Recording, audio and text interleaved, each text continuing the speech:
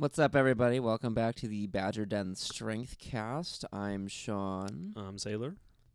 Today we're going to talk about cardio, I think, primarily. Yeah, I think this is episode. I can't remember episodes. I think it's episode five. 4. Five at this point. Five, technically, yeah. We had a question about like adding cardio to the program. Like, how would you go about adding cardio to the program? And like how many days a week? What kind of intensity? So we'll kind of dig into something like that. But I think the first thing to address with something like that is like what is the purpose of cardio? Like when you're adding cardio, what are you looking to gain out of it? And that's kind of the question you need to answer yourself first, right? Because that'll be different for everybody. Yeah, totally. But like now, I don't really have like a way to prove this because there isn't any research about it. But I think that in our classes we do get like some low level of cardio as you do it because you don't ever like stop, right? No, I think putting the time limit in there in such a way, everything has to be done in an hour, right? If you're completing the full exercise. I mean, I'm guilty of skipping a Metcon or two in my lifetime, but you know, when you fit that whole training session in, not even just the Metcon, but you're in there through warm ups, through explosive warm ups, through your blocks, and then through the Metcon. That's a lot of stuff to fit into an hour, especially with everything being supersetted. So you're never really stopping moving. It's not like how, I mean, we used to do like 5-minute rest periods between each. Yeah. You know, I got real bad at one point. I was doing like 10 minutes between squat sets. It would be like 3-hour super training marathons because we had nothing fucking else to do. 18 years old. Yeah. And it's like, time to go to the gym at 5, see you at 9. Night lifting was awesome, though. Yeah, it was great. But so I do agree. I think that there's like a base level of cardio that you're getting. And I think it's probably the better, it's the type of cardio. So I guess we should clarify what we're talking about when we're talking about cardio. So as far as like I think about it, there is like strength training, which encompasses a lot of what we do, which is going to build, you're going to be stronger. And then there's like cardio, which is literally like bolstering your cardiovascular system. It's increasing your oxygen, your ability to intake and utilize oxygen, essentially. And then there is doing training for like weight loss, whatever that would be called. And some of these things can be all connected in a way. But I think that what we do is some low form of both cardio and weight loss.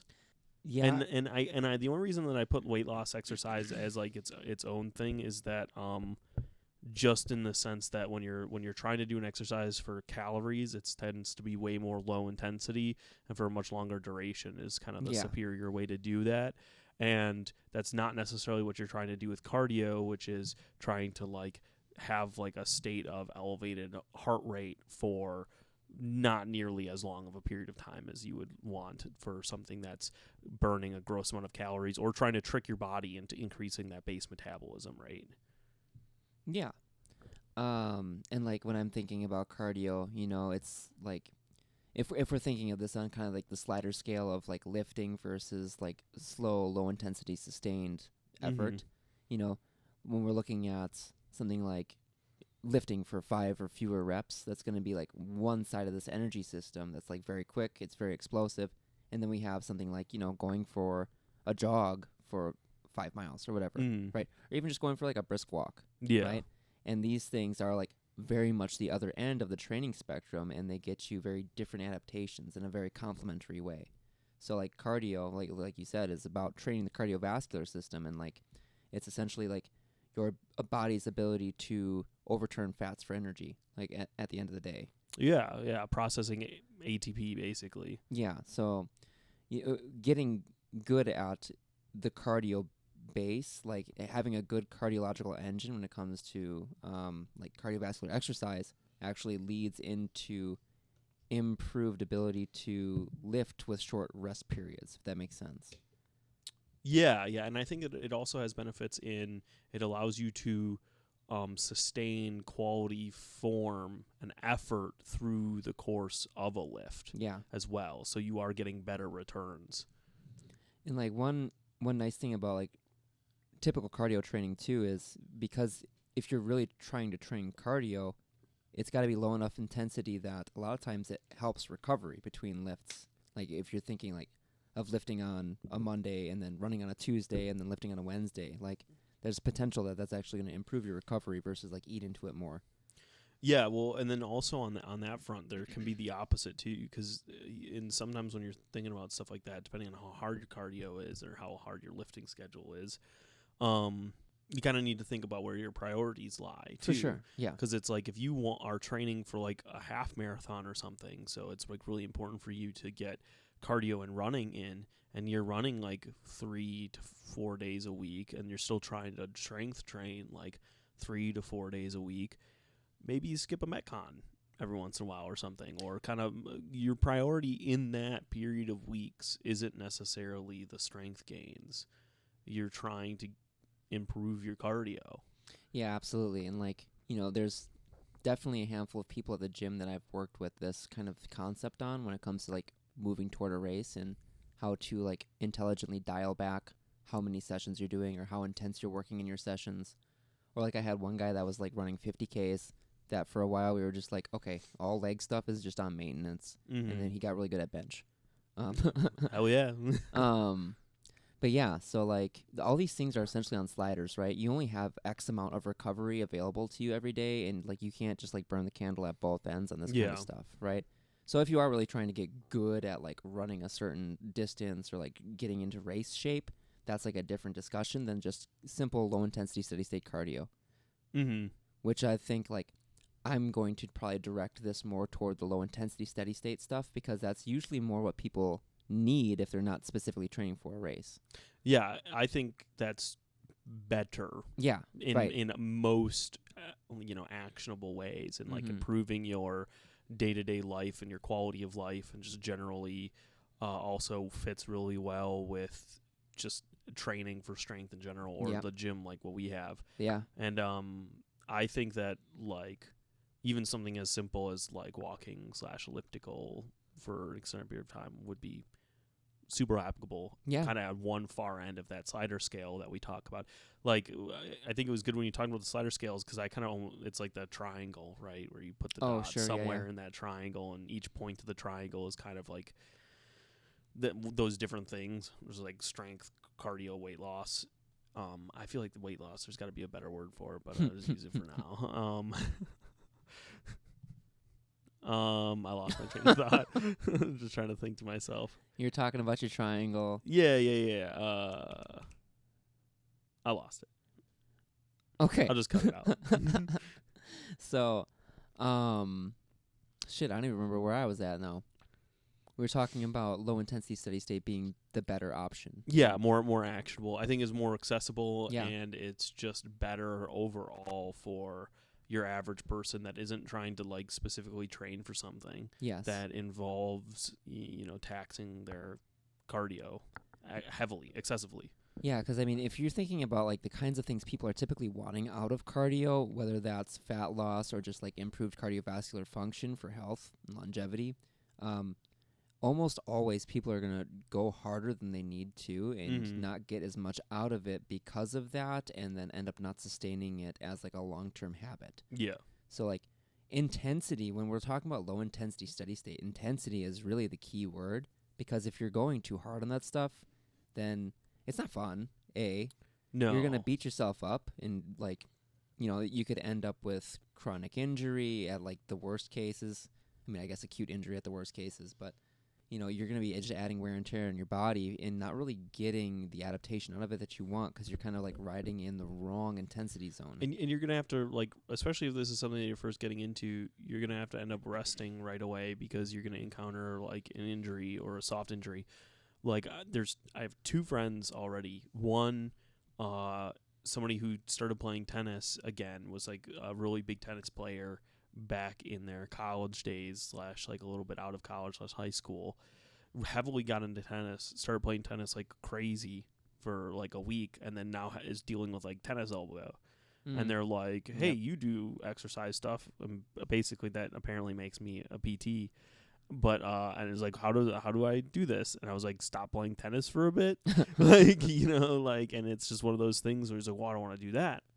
I'll get really bad again. Well, and it's like it's an overuse injury. Exactly. So it's like this is something too where when you're starting off, you're gonna have to ease into it, especially if you're out of practice. Like I went through a period of time of running a ton. We ran a ton in that summer, the 3 miles every other day. 2009. Yeah, and it was like crazy, and I could continue running pretty well for a while after that. But if I got back into running again tomorrow, I'm not going to go out and try to run 3 miles every other day. And even if I succeeded it for a couple days, I'm just going to I'm going to have like shin splints. My knees are going to be fucked.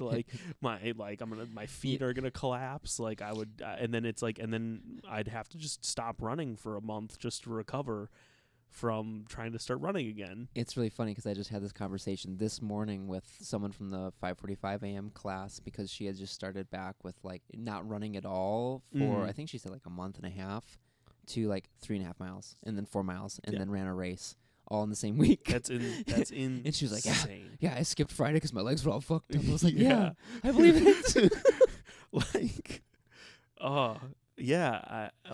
I mean, I feel like in that situation, it would have been better to just you have the race, just do the race, I guess, you're not going to get better. Maybe psychologically it would help to do one training session beforehand, but damn. But she's back now. She's got it figured out. Good. She's good. Good. Yeah, so bringing it back to intensity, right? When we're talking about low intensity steady state, a lot of times this is like the popular word now is zone 2, right? Mm-hmm. Especially because of Huberman, I think, Huberman. It's got zone 2 analyze everything, Yeah, zone 2. A really easy way to achieve zone 2 cardio, which is the thing that everybody's saying is the gold standard, and really it is. It's not. I don't know if gold standard is the right word for it, but it's something that's really underutilized because it's low intensity and it has a lot of benefits to it. And again, if you're doing it at a low intensity, it should be restorative to the body. You'll have to work up into it. You can't go straight into 3 miles, right? Mm-hmm. But if you don't want to strap up with a heart rate monitor or something like that, a really easy way to gauge what is that low intensity, that zone 2, is also called ventilation threshold 1, which is a different name, but I like it better because it makes it more straightforward in that in this ventilatory threshold 1 range, you can do your exercise while just breathing through your nose. Right? It's that nasal breathing stuff. It's the stuff that I already have you guys do on deload weeks, right? So that's a really good introduction into what it's like to do any sort of movement at that zone 2 pace, right? And especially you can kind of make that as hard as you want to with that nasal breathing, and it's always going to be the brakes on you. So you can kind of force yourself to get better at zone 2 cardio by always being at that upper limit of what you can do in nasal breathing, right? But it also teaches you a lot on how to pace yourself in an appropriate way, right? Yeah. Really quickly. And, another way to think of that low intensity is not just that nasal breathing, but also a conversational pace. If you can hold a conversation really easily, you're not getting winded at the end of your sentences. If you run with your friends frequently, that's a great way to hit zone 2 because that's that same low intensity steady state that we're looking for. Yeah. Right? And the American Heart Association, I think says, is it 150 minutes per week? Not that I expect you to know offhand, but I think it's 150 minutes per week of low intensity steady state cardio for heart health, right?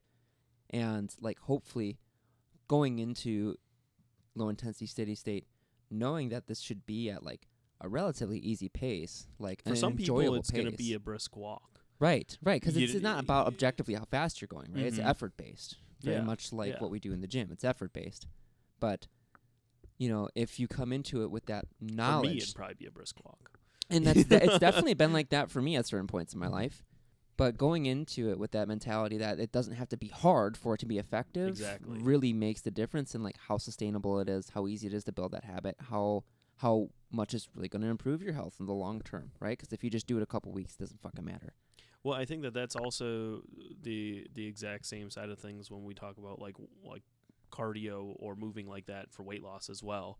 Yeah, right? for sure. It definitely, a lot of people go way harder than Yes. they need to do, and it's not even as effective as it could be. Especially if you're like type A personality, then it's Yeah. really easy to want to push hard and like make yourself feel like you're getting something out of it, but you're just shooting yourself in the foot. Like even that 2009, like when we started running a ton, I lost like a shit ton of weight that summer. I was wearing medium shirts. It was crazy. Woo. I know, right? Talk about like tiny. But weighed like 150 pounds. Nuts. But for a long time, I attributed that to like running all the time, and I think a lot of people do, because a lot of people lose weight and at the same time they increase running. But oftentimes when a lifestyle change like that happens, where somebody is successful in losing weight and they think it's because of the running, it's actually could be just general increased activity in your life. Like for that summer, I was working full time with my dad at the factory. Yeah. I went from not doing really as much activity to suddenly being on my feet 8.5 hours a day, like running around in a factory doing like labor. And it was like, that probably contributed more to me losing that weight than the running. Compared to sitting 8 hours on a desk at school. Exactly. Yeah. And for sure, correlation is not causation, right? Mm. It's like very foundational.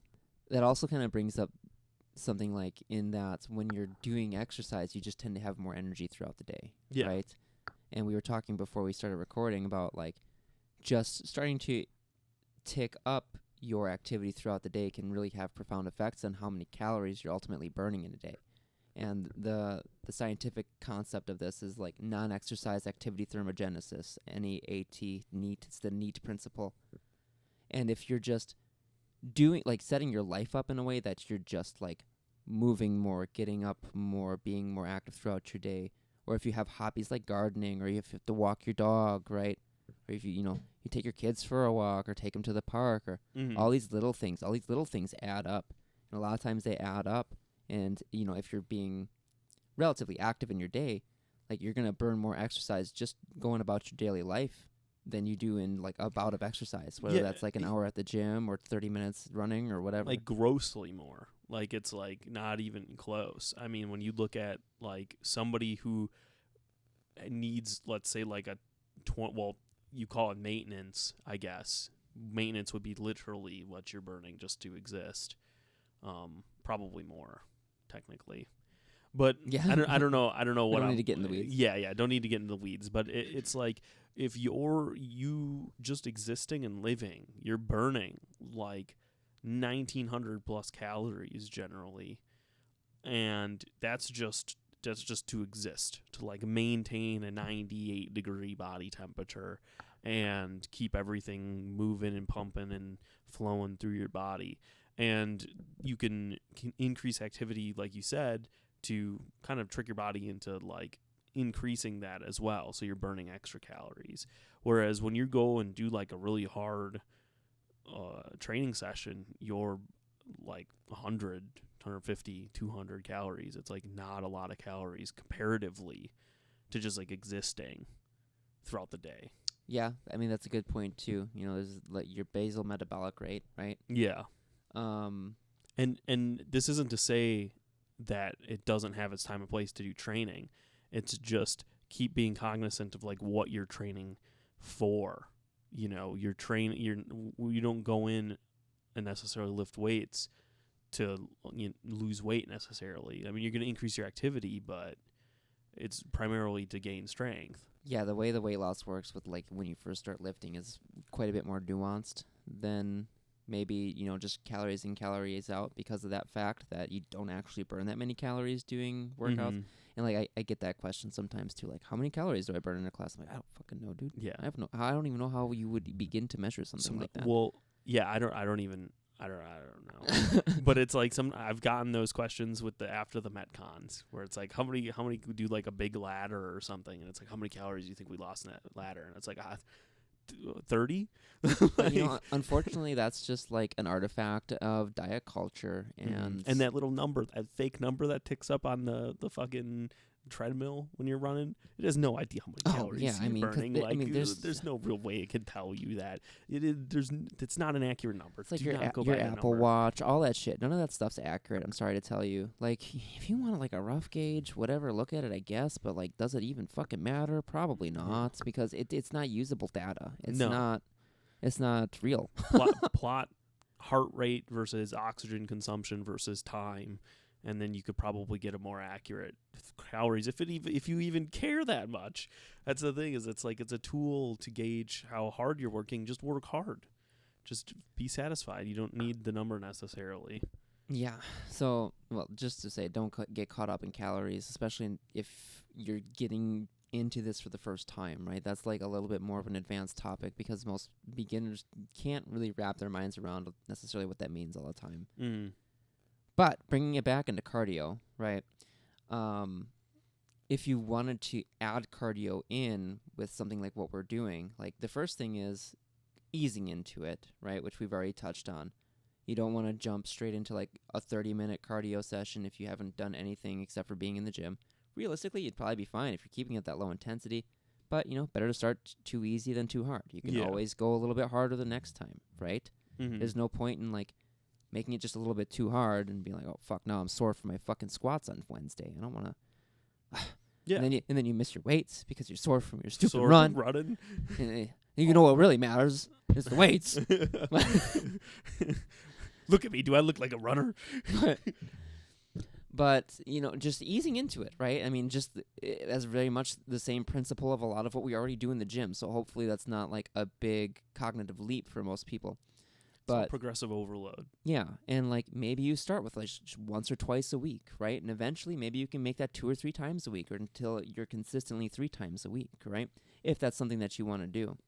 Yeah, if you haven't figured it out yet, our philosophy is very much not the sink or swim. I'm not a fan of trial by fire when it comes to general fitness and like achieving like satisfactory results for the average human being in general. It just doesn't. It's not a real approach. Yeah, gradual change is sustainable change, right? You can certainly do different like crash ways to attain certain goals. You can crash diet and lose a bunch of fucking weight, but that's why they call it yo-yo diets, is because you just end up at the same weight the vast majority of the time, if not above, because of the approach taken. And it's harder the next time. Yes. Because then your body's like, you fucked me over. And you can even do that with strength training too. Like you can do 1 rep maxes every fucking day for like up to months on end sometimes. Yeah. And I did this and I fucked myself up doing this shit, where it's like every day is a max, and like you'll climb in numbers for a while because your nervous system's just ramping the fuck up, and then all of a sudden you shit the bed and it's like it's gone. Yeah. So and some of that, the science behind that is not even necessarily building strength. I mean, you're going to have been building strength because you're training, but exactly like you said, your nervous system is ramping up. It's like this like muscle fiber activation is just going up, because I think everybody's heard the stories of like the moms lifting trucks off their kids, and it's like you only use a third of your muscles or whatever. And to some extent that's very true. Yeah. Because I mean, you'd like kill yourself if you could actually utilize 100%. Your muscles would tear off of bone. Yeah. But studies show that like powerlifters and people who tend to exercise, they can utilize a significant more of their muscle fiber. They don't have the same kind of breaks. Exactly. Yeah. So that's part of their nervous system kind of ramping up and being able to like activate and utilize that more. And so when you are max repping constantly, you're actually just putting your body into this constant fight or flight. And so you're not actually building strength. You're just like raising that safe ceiling that your body wants to operate in, which it's there for a reason. That ceiling is there for a reason. And I'll say, like, we do utilize that to a certain extent when we go through our peaking weeks, right?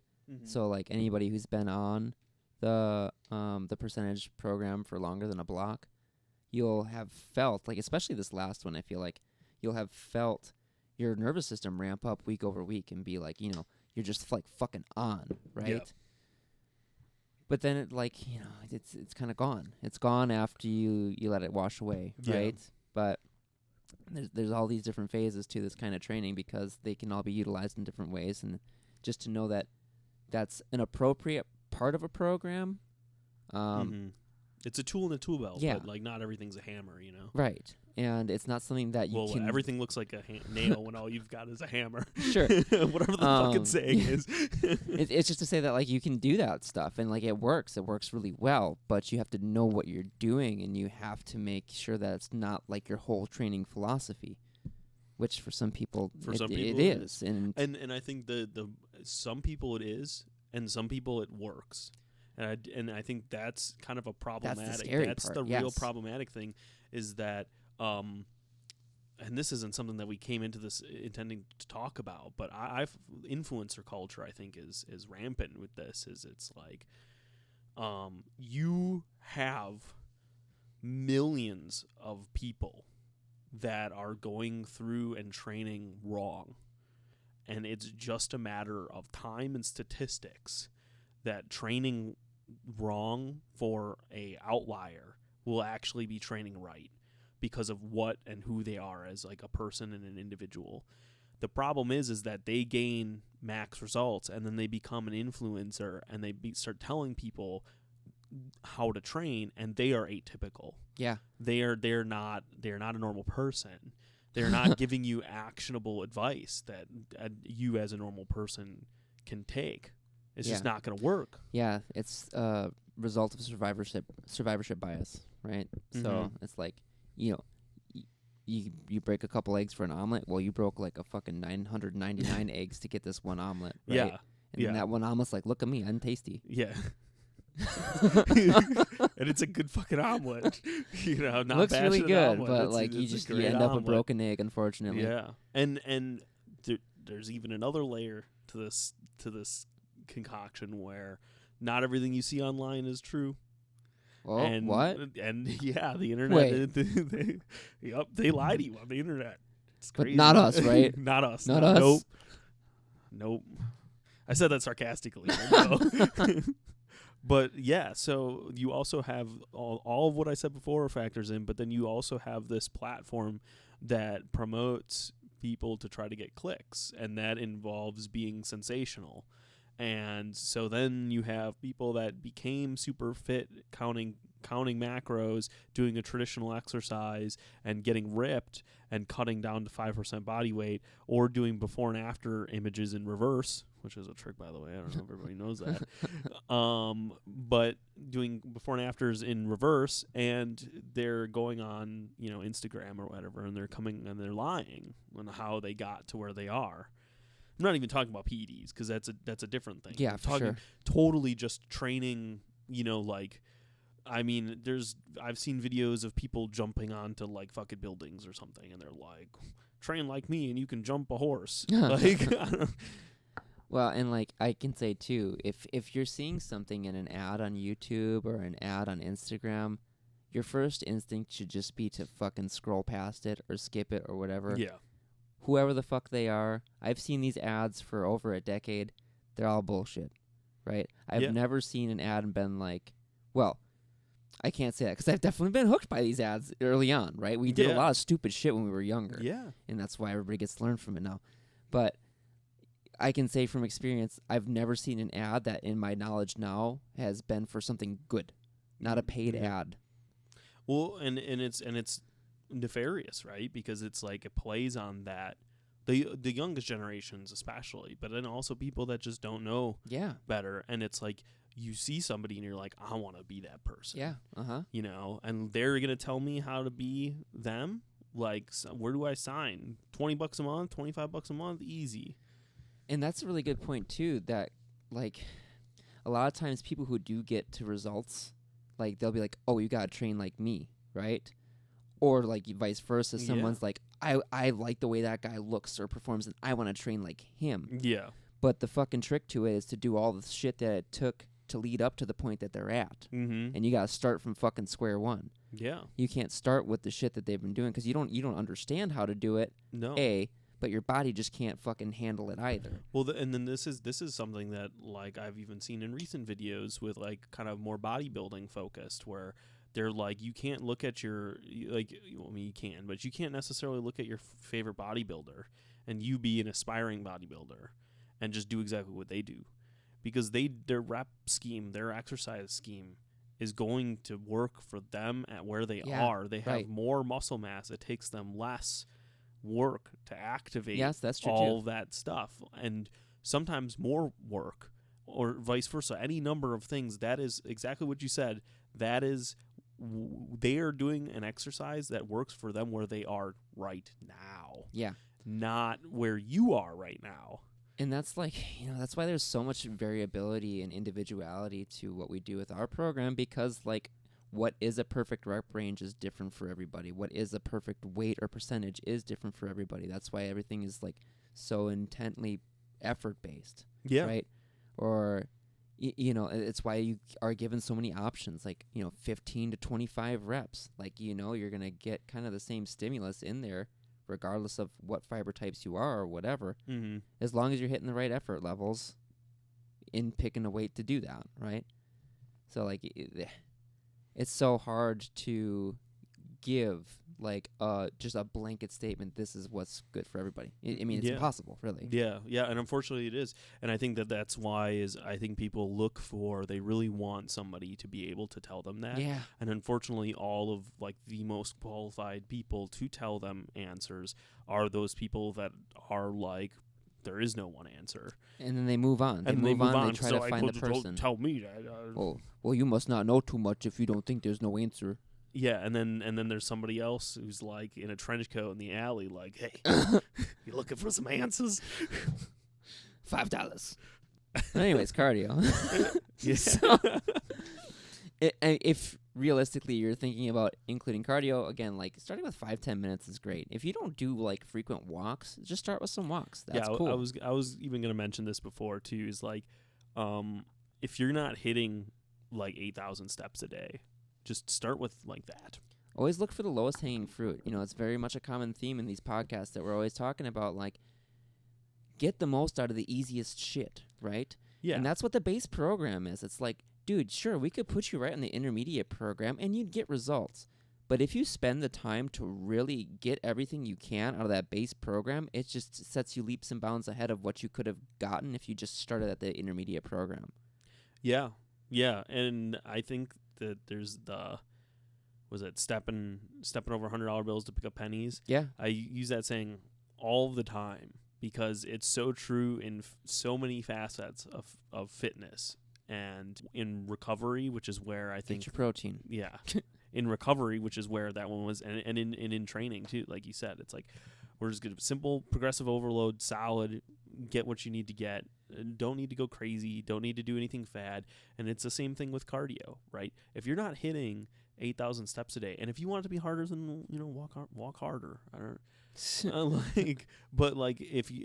if you're not getting your 8,000 steps a day, running 3 miles, it's just, you don't need to do it. You're just adding extra stuff to the equation that isn't really gonna help. It's like recovery is, we talk about it in recovery with sleep all the time, where it's like if you're only sleeping 6 hours a day so that you can wake up and run, well, you're literally stepping over $100 bills to pick up pennies. Yeah. The value that you're getting from that run in the morning is abysmal compared to the value that you would just get from 3 more hours of sleep. Right.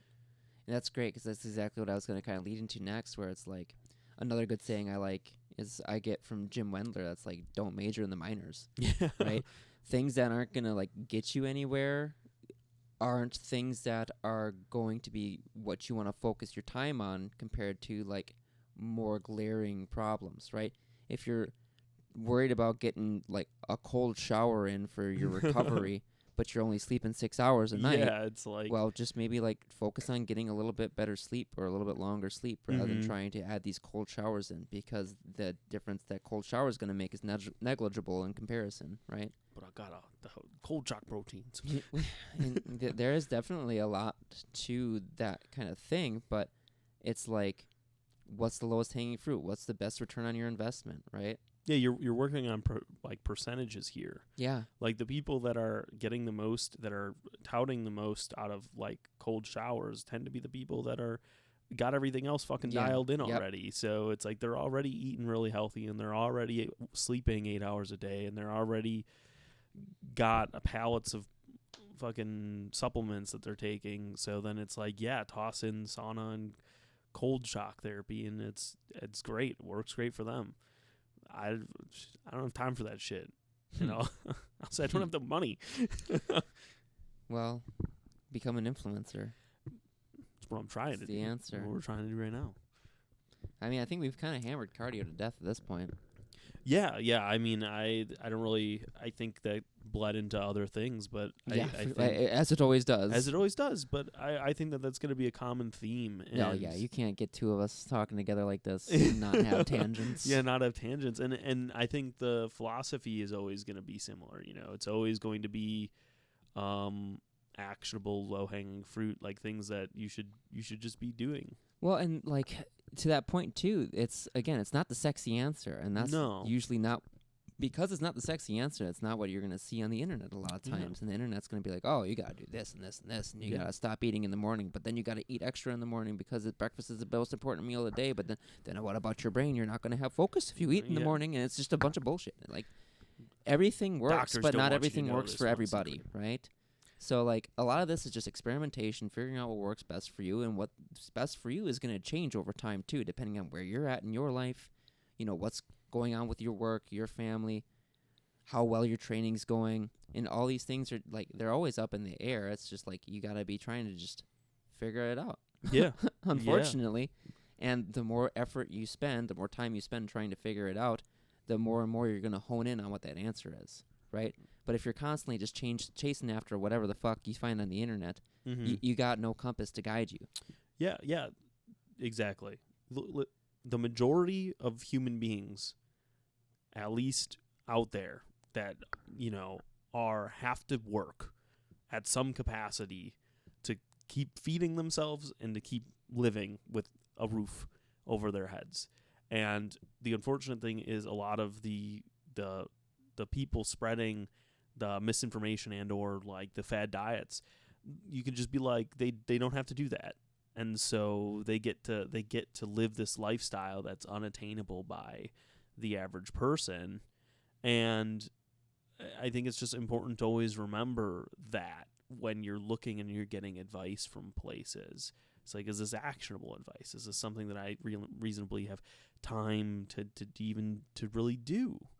And for me, it's oftentimes I'm trying to pick out the diamonds, because there is oftentimes good advice, but it's like, I'm not interested in somebody who telling me that I need to get my second 2-hour session in the day in order to get my maximize my gains. They're living in a fantasy world. And I would be living in a fantasy world if I felt that I could accomplish that realistically in any world. Well, and like, I think a lot of times too, it's very helpful to take advice from people who live a life similar to yours.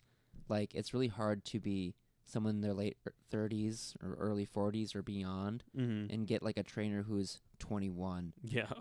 And like expect their trainer to understand fucking anything about real life. Yeah. Right? And I was definitely there too. Like, I was in my early 20s, I was like, oh, I think I get it. And I fucking didn't. Like, and like, yeah, compared to a lot of my peers at that age, like, I was pretty fucking sharp. But there's nothing that can account for the experience of just like living life, having a real career, having kids, having a house to maintain, all this weird shit that a 21-year-old doesn't have to think about, right? And like, because there aren't all these other stressors in their life, there's these other responsibilities hanging over them, they just have this infinite font of energy and recoverability, right? And like, that's just not realistic for a lot of people that aren't 21 and don't have kids and don't have a real fucking job yet, right? So if you're looking for advice, you know, consider taking it from somebody who lives a life similar to yours. And that's, I think, a good advice for whether it's like fitness or diet related, or maybe even just like life and philosophy. I don't know. Mm-hmm. And use that scope for us too someday when I hopefully get ultra rich and I don't have to work a normal job anymore. And you can stop listening to me. Yeah, this guy doesn't fucking get it anymore. Well, I mean, we could probably just fucking wrap the podcast there, right? Yeah. But I got to think about like people like Joe Rogan, right? Or like a lot of people I really liked 10 years ago. Mm-hmm. It's like you get big, and like you can see this in so many different domains, right? But you get big to this certain point that you like you lose what made you connected to your audience in the first place. Yeah. Right. Yeah. And it makes me as like a viewer and a listener bitter in a lot of ways, because I just like even when I'm like specifically talking about like pallets of supplements and infinite time and sensory deprivation chambers and cold shock and sauna, I think everybody knows exactly who I'm talking about, and you get bitter because it's like. Joe Rogan? Who Yeah. are you talking about? Yeah, Joe Rogan. Well, that's funny because that's what I was talking about too. Yeah. I didn't know. Yeah, and it's like and it's a bummer. It's a bummer because I was in the same place. I listen to the podcast all the time, and I think there was like a ton of fantastic advice from a lot of amazing people that were on that show that I still use to this day. But it's like I'm not gonna set up a cold plunge. I have limited time. Even when I think he's about got too much money. Even when I think about like how I could build one, and I'll admit I was watching videos on how to potentially build a cold plunge 5 years ago for before myself. I had kids. I looked into that shit. And it was like this is doable, some like spray foam and the tarp, and I live in Wisconsin, so 5 months, 6 months of the year I don't even have to put ice in it. And it's doable, but I just think about like all of the tasks and shit that I need to do that I'm already putting off, and it's like, is this how I want to spend my energy? Like gonna be outside, like I have a pile of dishes in the sink, but I'm gonna fucking be nailing 2x4s together and spray foaming up a cold plunge tank for myself. You'd be better off just trying to get that workout in the morning. Yeah, right. Cold plunge. Sailor skip this morning. Shame. But yeah, I'll say too that like one thing that really jaded me on Joe Rogan specifically, in like all podcasts ultimately, was I listened to a podcast with him and somebody I really respect, George St. Pierre, who is a UFC fighter, was a UFC fighter, one of the best to do it. And they were talking training and nutrition, things that I fucking know like the back of my hand. And, I really respect Joe in the MMA space. I really respect GSP in the MMA space. But then they came into my space. And they were talking all this shit. Oh, yeah, no breakfast. Oh, yeah, you got to train fasted. Otherwise, what's the point? Oh, you got to train like this, and you got to eat like that. And I was like, holy fuck, all this stuff is wrong. Oh, no. What other shit have I listened to that I've been like, fuck, these guys are super cool. But I actually just didn't know anything about what they were talking about, and they just said a bunch of bullshit. Yeah. And that's why, Joe Rogan's not an educational podcast. Yeah. And, well... Yeah, he's not, especially not anymore. He's always said it's entertainment. It's always been entertainment. It's always supposed to be entertainment. But there's things like I don't know what you're like the there was a period of time where he had what was her name, Dr. Rhonda Patrick. Yeah, I loved those episodes. They're super informative. Mm-hmm. I even I drank those fucking smoothies for like months. Well, yeah, Stephanie's following her prenatal program, like taking the supplements that she took during. Yeah, I think actually Roxy did with the twins. Yeah, I think it's like, I'm like, great, we're gonna pick these up, we're gonna use these. I mean, minus the liquid fish oil. I don't expect Stephanie to take spoonfuls of fish oil.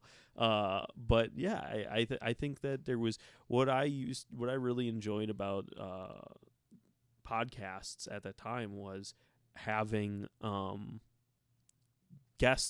people on talk about things that I respected in a field that I respected. And I think that's common now, even when I'm watching things, when people go into kind of like stuff that they don't know about, and then I have to I always just skip over it because it's like I don't want to listen to it.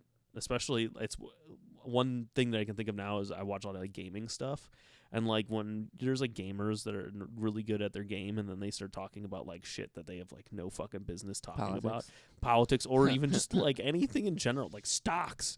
Like they'll be talking about they're so wrong. It's like so wrong it hurts, and it's like just like three people playing off of each other and like all trying to like be an informant. Oh, yeah, bro. Yeah, that's stock. And it's like, oh my god, like just stop and just skip through it. But it's like, but there's a lot of people out there that don't know, and that's a shame. So pick your podcasts wisely, folks. Yeah, listen to us. And that's it. I guess we should say too, like, since this seems to just be like the forever ongoing sentence that doesn't end. I don't know. Let's just cut this shit. Yeah, we can cut it. We can talk stuff last time. So yeah, the thing that we've been asking in the last few episodes, please like and subscribe. Yeah, that I mean on all media avenues. Oh, I thought that was our outro music. Nope. Yeah, like and subscribe if it's something that you are enjoying. You know, leave a comment, shoot us an email, whatever. I mean, you see us in the fucking gym, just like be like, hey, you know what would be cool to talk about? This thing. I'm really interested in this thing. And be like, sweet. I probably know something about that I can say. Yeah. And that's what this podcast is. And if we're wrong about something, be like, you were wrong about that. And we'll be thing. like, oh, shit, guys. Yeah. We're correcting on that last podcast. It's actually this. And this person in the gym actually knew more than me. Yep. And based on Highlander rules, they will now be taking my spot. That can be only two. Anyways, yeah, until we record another one. Bye-bye.